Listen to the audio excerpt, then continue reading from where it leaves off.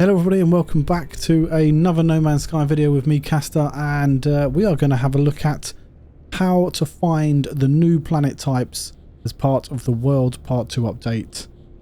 And yeah, just explain everything about them. There are 3 new planet types. We have what's known as a sort of relic or abandoned world, we have a water world, and we have gas giants. 2 of these new planets can be found in any system. One of them can only be found in purple systems. If you don't know how to get purple systems, I'll leave a link in the description below to my video about how to get purple systems, how to get them active in the game. But the first one we're going to start with today is the relic or abandoned worlds. Now these are actually the hardest ones to find as far as I'm aware. That's what other creators have told me, and that is my experience as well. They're just, I don't know why, maybe it's because they're a bit special, because they have ruins on them, etc. And there's no real way to know that a world is a relic world other than the name of the world itself. So if we have a look at this one here, for example, this one says overgrown relic. Now I've never found one that said overgrown relic before, but this one is a ruined or abandoned world, and I'll show you that in a second. They also are called things like abandoned planet or abandoned world or something along those lines. Maybe there'll be relic in it, like this one that says overgrown relic. So they're just names of the worlds is the only real way you're going to know whether it's a ruined or abandoned world. It may say ruined world or something like that. Not too sure. There could be a load of different names for these kinds of worlds. Let's go and have a look at the planet then. There's also a new mineral to find on these ruined worlds, but it doesn't tell you in the planetary description there what that actually is, and it doesn't tell you that there is a new mineral on this planet. I mean, look at this. This is the weirdest one I found. This is a dissonant world, I believe, if I'm right in saying. And there's all this weird stuff going on, but there's also these ruins everywhere. Let's go and check them out. Look like this here, look. And as you can see, it says ruined structure and polished stone. And we can mine this, and you need this polished stone to make the new constructible items or building items for as part of your base. And they are basically these items. But you don't get these items in the normal way. You don't go to the construction terminal in the anomaly. You don't go to... I mean, look at this. There's an incoming storm as well. Gravitational anomaly detected. Wonderful. You don't get them from the construction research unit that goes in your base within the early game. You actually get them by finding... Where is it? Let's see if we can find one. There's a sentient echo. We don't want one of those. One of these. A memory stone. Let's go and have a look at this memory stone. It's only 490 U away. Because there's an electrical storm going off, I can use my jetpack to get over there. It's going to give me more and more jetpack. I mean, look at that. Look how cool these are.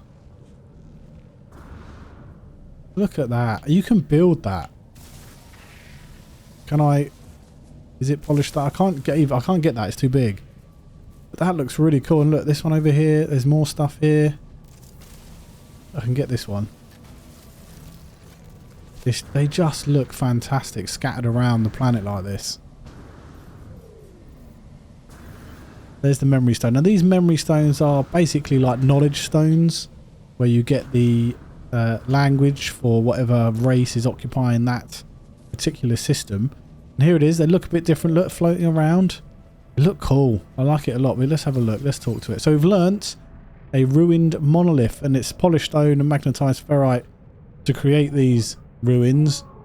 But yeah, that looks really cool. They're going to be random, right? So you know, the next knowledge stone, the next memory stone might have a different one. It might have the same one. They are just going to be random. I don't know how many of them there are at the moment. I'm sure there's going to be quite a few.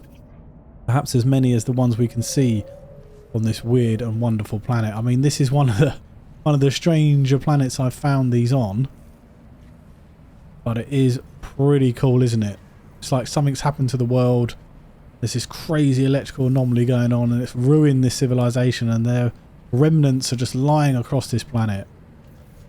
Really, really cool there. And like I said, these can be found in any system, but they seem to be rarer than the other two. Well, the other two are a bit different, I guess. They do seem to be quite rare and hard to find, although I have found this one relatively easy in the advent of making this video. Oh, don't destroy me. I'll keep using my cloaking device by mistake there. But yeah, it looks so cool. Really, really cool. One thing to probably do as well is actually build like a base here, like a little base if you wanted to or something, and just try to remember where these kind of planets are if they are going to be really difficult to find. Okay, it's a more polished stone there. The next one we're going to talk about is a gas giant. That is one of the other new planets added to the game as part of the Worlds Part 2 update. Now, gas giants can only be found in purple systems. You need to be able to have created the purple systems to find these planets. They are the most hazardous of planets, I guess you could say. And the way to find them is to look in your galaxy map, look for a purple system, and it will actually tell you in the system description that there is a gas giant there, because they are so big they basically occupy most of the system like a Jupiter would. It has various moons running around it, etc. So let's select the system. There it is. Look, giant gas planet there, surrounded by a ton of moons. 1, 2, 3, 4, maybe 5 moons. Let's head over here. Right, so we're in the system. There's the beautiful gas giant. Let's have a quick scan here of it. Yeah, and it will always have a crystallized helium activated quartzite on it. Now, these planets are very, very hazardous. I suggest you have all of your protections available to you, or fitted into your exosuit to make sure that you are well equipped to survive this extremely hazardous world. They are constantly under storm, and there's localized storms as well, so you can get whisked up in one of those localized storms. As you can see, I'm entering through the gas there and you can barely see where you're going, and look at that. Look how cool that looks. Let's get down here and have a look. They are the most extreme planets in No Man's Sky. The most extreme planets. There will always be storm crystals on these planets because it's constantly storming. Buried tech everywhere as well, apparently. Although saying that, I can't see any storm crystals at the moment. But apparently there is always storm crystals here. These aren't them. Oh, no, that's salt. I mean, look how cool that is. Look at that. This is one of the... Oh, look, there's a localized storm going on there. A little sort of tornado or twister thing. This is one of the stranger worlds. One of the more barren worlds I've found in terms of a gas giant. Sometimes there are like this sort of foamy fungal stuff. That stuff there. You see that? And then as you move, it moves away, and then you move away from it and it comes back. That is a really cool little detail there. And sometimes that's sprawling across the landscape. Maybe this one doesn't have storm crystals on it. Oh look, localized storm there. Don't get, if you get caught up in it. I get caught up in it. Start to whisk me away. It happened to me before in making a video. This one isn't really doing it though. They also come in different colours. Blues, purples, reds, greens, you name it. This is obviously a blue one. They do come in a variety of colours. There you go, storm crystals. I knew there would be one on here somewhere. This is just one of the lesser, dense, more barren gas giants that I've ever seen. But just absolutely wonderful. Look at it. So if you don't know how to make purple systems, guys, like I said, look at that floating around. That's probably a glitch. Like I said, there's a video link in the description on how to make the purple systems. Gas giants, absolutely wonderful addition to the game. Look at it. It's just stunning. So the final and third planet we're going to go through is the Waterworld planets, and these again can be found in any system like the Ruin / Abandoned / Relic Worlds, and they are basically an ocean world. There is no land on these worlds. No land whatsoever. So you do need the aquajets to land on these planets. And they are found in, well, they are found in the anomaly for 240 nanites with iteration Hyperion or Hyperion? Whatever his name is. I can't remember his name now. Back of the anomaly, go down there, get the aquajets to land on these planets. I'm in some sort of storm here. That's pretty cool. Never seen a storm like that in No Man's Sky. And they will be named like this: Oceanic Planet, Water World, Aqua World, things like that. So they are relatively easy to find from the planet description. Also, they are the only planet to have lithium on. So if you see a planet that has lithium on it like it does there, then you know that it is a water world planet. And this is the most exciting part of the update for me. I've wanted deeper oceans for a long time, caverns, things like that. And the oceans can now go down to something like 7 kilometers, Sean Murray said in his explanation video about the update. They used to only go to about maybe 3. It has been suggested by some players that they can go down as far as 2,000 U in the game, maybe more. So it's just absolutely mental. Looks like a bit of a hot planet world, but we're going to land. Flying too fast. Because I do have the aquajet installed on my Sentinel ship here. And one thing to note about these water worlds is these oceans are most likely going to be really, really deep. And they've changed the lighting and you can't really see down there. But make sure that you have the new pressure membrane fitted to your exosuit, because this will help you with the hyper pressure that you're about to experience down there. It's not going to save you, but it will slow it down from killing you. And if you get the Nautilon, let's see if I can make the Nautilon. I can't make the Nautilon right now because I need sulfide crystal. I could probably get that down there, but I also need some metal plating, which I should be able to make. This is just in case I need it, or I want to use it. Yeah, I need one more sulfide crystal. Do I have that on my person, or is that in my exo or on my starship? Okay, can't seem to find the sulfide crystal, but as you can see, the water dynamics have changed as well. Really loving the way it interacts with your ship floating above it. And this is quite a calm sea. Quite a calm sea right now. Big planet there in the sky. That is a cool picture. Let's go down and see how deep this ocean is.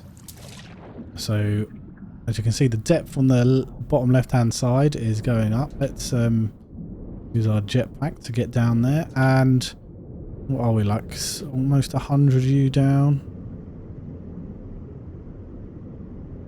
Let's look at the light at 100 U down. It's still there, but it's murky at 100 U. And you can't even see the bottom now. You used to be able to see the bottom all the time of the oceans. And now look at it. It's unbelievably deep down here. Is under extreme strain, which is pretty cool. It's really, really murky. Let's just make sure that you are all kinds of sorted. That didn't really do a lot, did it? Thank you. Right. We've also got cold going on, so let's make sure that they are fully charged. I'm on permadeath mode, so everything's costing just that little bit more. I did make a load of ion batteries before I started doing this. Let's head down deeper. Hyper pressure now is really, really warm. We're at 335 depth, and look, you can't, there's no sunlight. You cannot see the sunlight now. It is extremely deep and dark, and it is continuing. I've seen nothing. There are new animals down here. There's bioluminescent animals down here, and so far I'm just seeing murk. Oh look, there you go. It's vanished. It is crazy dark. Oh look, there's that giant squid. Yep, giant squid, or something is coming into view. And there's a green luminescence there. Look at that, giant squid. That is cool. And there we go. Look, 600 U down now.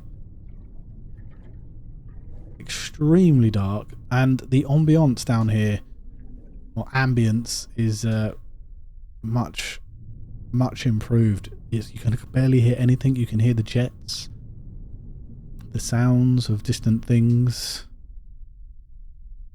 800 U down now. Hyper pressure is starting to get to me because I haven't sorted these out. So you need to make sure you got everything you need down here. What I need to do is make more batteries. I've only got 3, so we're going to have to try and survive this. I'm on permadeath mode, so if I die, I'm dead. There's no coming back.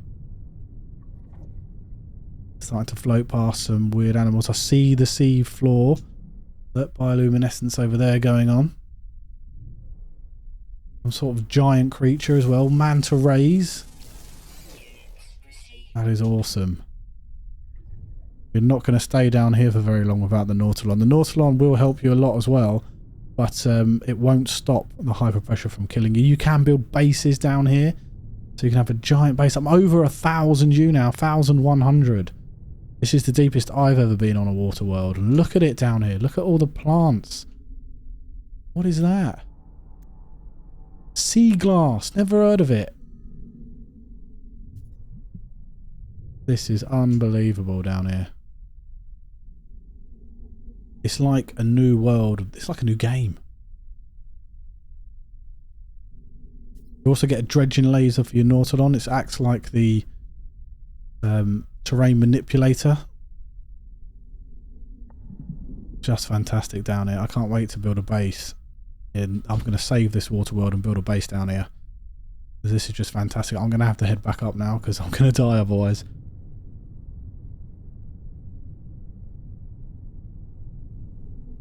The membrane, oh god, I'm going to crash into a giant squid. Can be found in the anomaly as well. And oh, there's 2 giant manta rays there. Thank god they're not attacking me.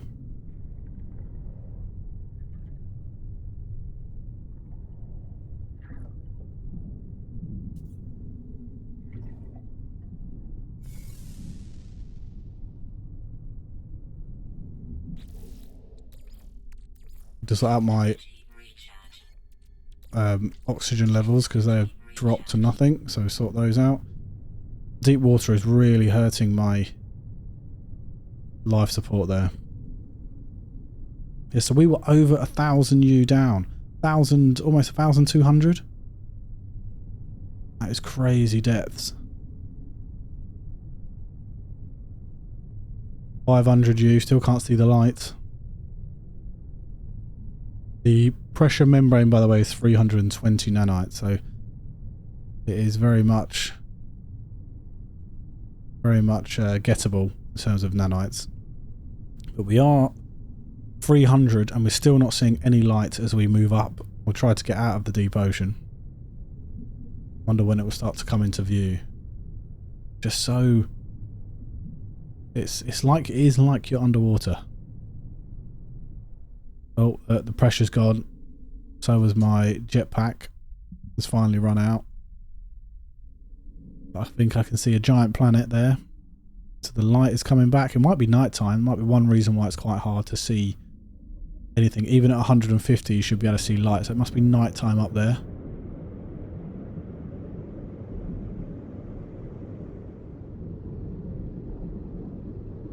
Yeah, it is nighttime, which made it a lot harder to see. At 50 U, you were just about starting to see. Well, maybe 100. You could see the outline of the planet. And there we are. We've survived. Oh, the starship's all the way over there. Let's bring it here. We've survived our trip to 1,100 U. Unbelievable. There's been a complete overhaul of the water and oceans, which is just basically a new game down there. And it's probably how they've been able to add so much new things in these water worlds, rather than having a little bit of land with mountains on and things like that. They've been able to just completely update the generated water worlds with new everything. So there you go, guys. I hope you've enjoyed the video about the 3 new planets as part of the Worlds Part 2 update. Hopefully you found some use out of it and you'll be able to find these planets a lot easier. Hopefully I'll see you in the next video. Take care and bye bye.